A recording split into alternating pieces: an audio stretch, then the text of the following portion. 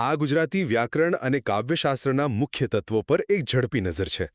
તમે ક્યારેય વિચાર્યું છે કે આપણી ગુજરાતી ભાષા આટલી સુંદર, સચોટ અને લયબદ્ધ કેમ લાગે છે? વેલ, આનો મોટો શ્રેય 3 મુખ્ય ઘટકોને જાય છે: અલંકાર, છંદ અને સમાસ.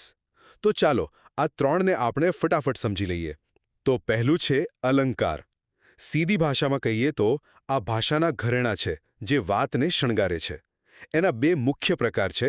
એક છે શબ્દાલંકાર, જે શબ્દથી ચમત્કૃતિ લાવે, જેમ કે યમક, જ્યાં એક શબ્દના 2 અર્થ હોય. દાખલા તરીકે, અખાડામાં જવાના મેં ઘણીવાર અખાડા કર્યા છે. અહીં અખાડાના 2 અર્થ છે: કસરતની જગ્યા અને બહાના. મજાનું છે ને? બીજો પ્રકાર છે અર્થાલંકાર, જે અર્થથી સુંદરતા વધારે, જેમ કે ઉપમામાં આપણે કહીએ શિશુ સમાન રાજકુમાર. હવે બીજું છે છંદ. જો અલંકાર ભાષાનો શણગાર છે, તો છંદ કવિતાનું સંગીત છે, એનો લય છે.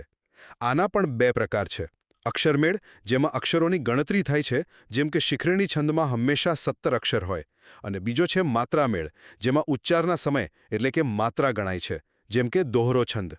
અને છેલ્લે આવે છે સમાસ. આ તો શબ્દોને જોડીને નવા અને ટૂંકા શબ્દો બનાવવાની કળા છે. જેમ કે ચા અને પાણીને બદલે આપણે કહીએ છીએ ચા પાણી. દેવનું મંદિર બની જાય છે દેવ મંદિર.